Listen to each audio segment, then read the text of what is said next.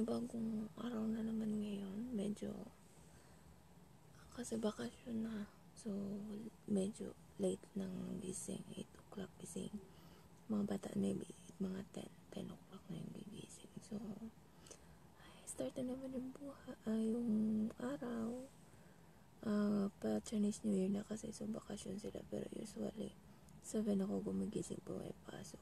So, ganito na at home sila. 8 o'clock na.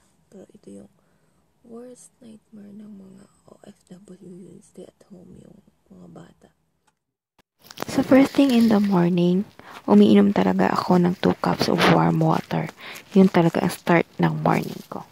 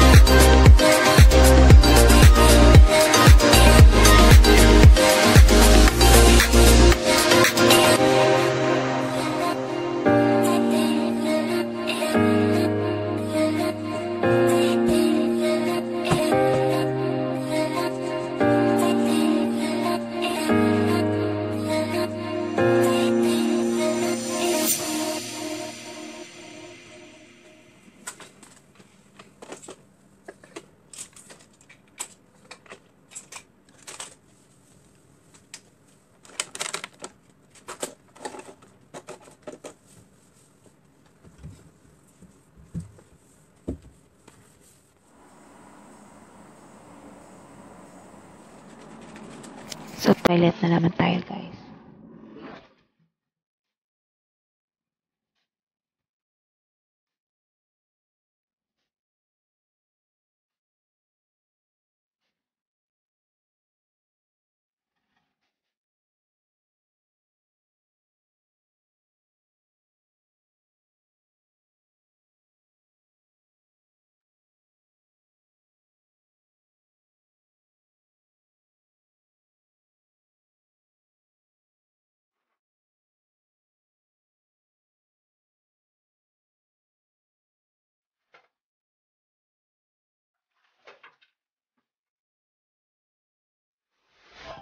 Time to wake up again. Go very sleepy. Wake up lah. Wake up lah. Stop. You need to sleep already morning, you know. So late already, you know. Some class. Some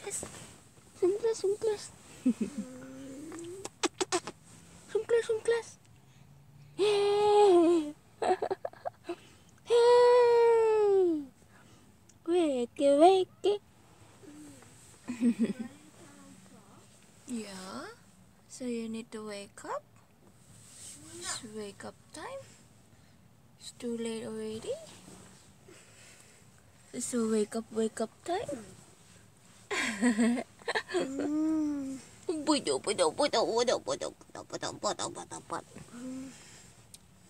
Yuck. Bismillah. Yuck. Bismillah. Come on, wake up lah. Take your breakfast already. No, I need to sleep. No, must wake up. Close it right now. It's raining. Oh no, it's raining. You go and brush your teeth. Smell it. Yuck. It's raining. This is very yucky smell. I prepare your breakfast. Raining. Oh no, it's Go. Brush your teeth, okay? For their breakfast today, just egg and cheese. So, sa panganay, butter and sugar lang. And then, sa bunso, egg and cheese.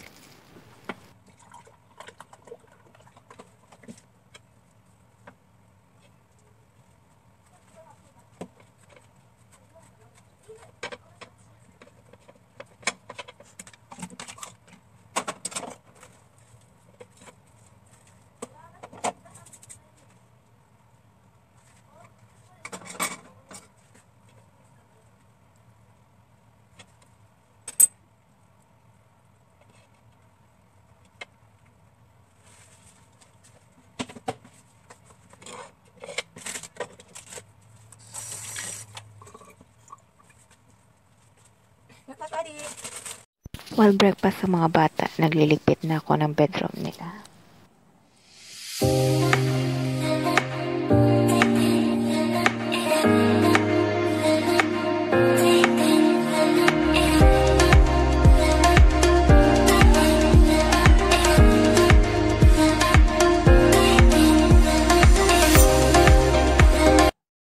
Labat time naman tayo, guys.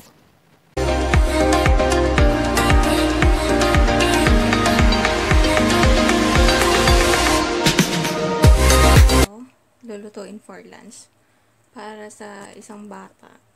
Ito, macaroni. Gusto niya white sauce, so I just put bacon sa macaroni niya. Tapos sa sa panganay ito, white noodles kasi yung gusto niya, so lagyan ko lang din ito, shrimp tsaka itong crab meat. Yan lang din siya. Yan lang din yung lunch nila. After lunch, guys, so work again.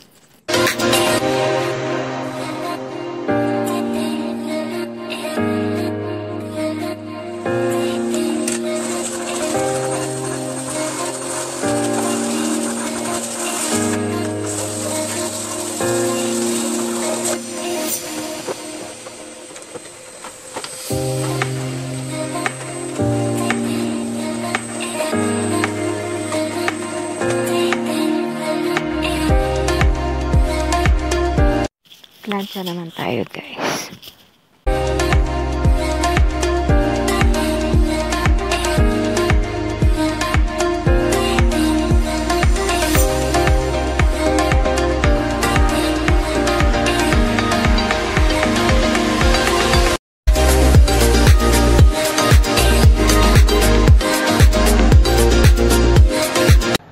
Mother's duty naman tayo, guys, ngayon. Or can be used in cleaning the bathroom and washing rugs. So, ano yung answer mo dyan?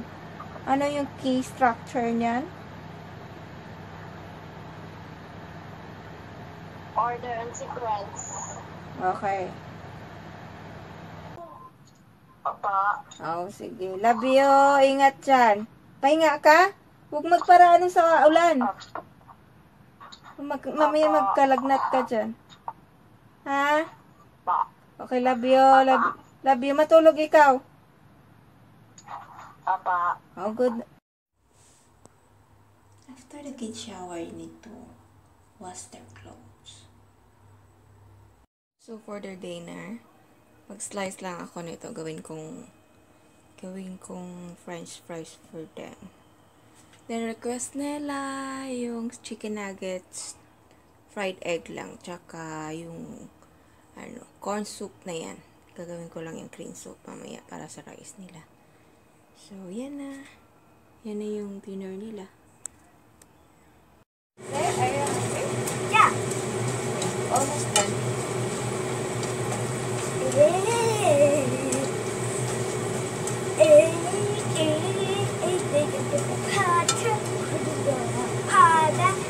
You wait there. I prepare it. Okay?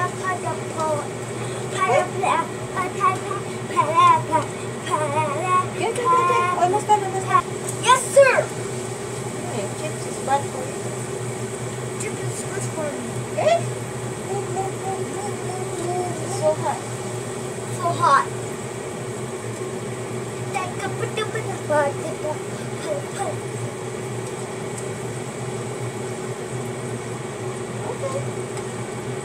Okay. Done. Ayan. Linis na ng kitchen. Tapos luto, linis ng kitchen. Yeah, need mo i-mop yung floor kasi oily siya. So, need basain. Mop mo. Hey, this was the first laptop. 5, 4, 3, 2, 1. Tutor naman tayo. Doesn't? Doesn't like water. Who doesn't like water? Doesn't like water. This guy. Right? No? Who doesn't like water? Let me see. Who doesn't like water? It's this one.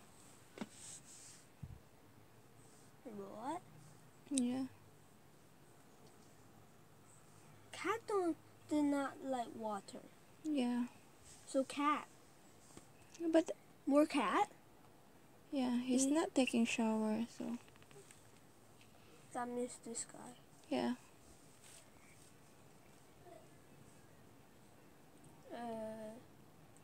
Can you find the 5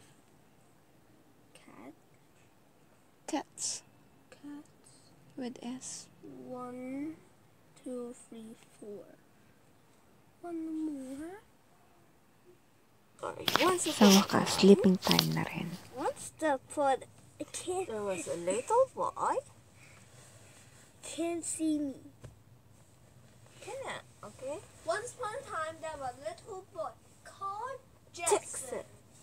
And they have a very, very naughty auntie come out and say, you should do this at Coco. Then Coco feels so angry. Dun, dun, dun. It's the end. And the Harry Potter come out. No, and Coco hit Jackson. No, it was not my fault. It was Auntie's fault. And Jaden hit Auntie. The end. Why you like hitting auntie? Yes, because you stayed. No. Did. Auntie cannot be hit. Oops. You want me to call police? So, ayun guys, it's already 9:30. So, sa wakas, rest ko na rin. Pwede na magpahinga. So, yung nakita nyo is yun yung buong araw na routine ko. Di ko na pinakita ang about sa kids, yung pag-aalaga sa kids. Kasi, baka ma-issue tayo. So, dito, yun lang. Ang trabaho is madali. Ang ano lang talaga is mag-alaga ka ng kids, lalo na yung kids ko, 2 boys sila, so age 9 years old and 5 years old, so very active talaga. Then, ang hirap pakainin yun lang din ang problema ko. For the rest, trabaho, wala naman akong problema. Tsaka, swerte lang din ako kasi napunta ako dun sa pamilya na simple lang sila, hindi sila ganun kayaman talaga na maraming mga etchos sa bahay. Wala silang ganun. Tapos, working pa, both working sila. So, gabi lang sila umuwi. So, talagang mga bata. Focus din ako talaga sa mga bata. So, yung mapapayo ko lang guys, if you want na pumunta dito or maging OFW, kailangan presence of mind. Yun lang talaga kasi, lalo na pag kids yung hawak mo kasi, active yung mga kids dito at sensitive talaga sila sa pagdating sa kids. So, presence of mind kailangan. Tapos, kailangan pag may mga problema sa Pinas, huwag dalhin sa trabaho kasi mawawala yung focus mo pag yung dinadala mo pa yung problema mo sa Pinas. And then, pagkagising, talagang kailangan mo talaga na nasa utak mo na, nasa mind mo na lahat ng gagawin mo buong araw para sunod-sunod na yon. So, mabilis lang kung pag mabilis lang yung trabaho. Then, siguro, mapapayo ko rin if sa mga gustong maging OFW, mga gustong magtrabaho sa ibang bansa. Kailangan matatag yung loob niya. Kaya kailangan tatagan yung loob natin para, kasi malayo tayo sa pamilya o sa homesick. Homesick talaga yung pinakakalaban natin dito. So, matatag yung loob dapat. Tapos, kailangan, dasal lang siguro palagi. Always pray lang para at least bigyan tayo ng lakas ng loob, bigyan tayo ng magandang pangangatawan para magawa natin yung obligasyon natin araw-araw at para din naman to sa pamilya natin. So, ayan, sana naka-learn din kayo ng lesson sa video na to. And salamat sa lahat ng mga nag-support at mga nag-subscribe na po sa amin. Thank you so much po. Sana po naka-inspire din sa inyo itong video na to. Thank you po. Good evening.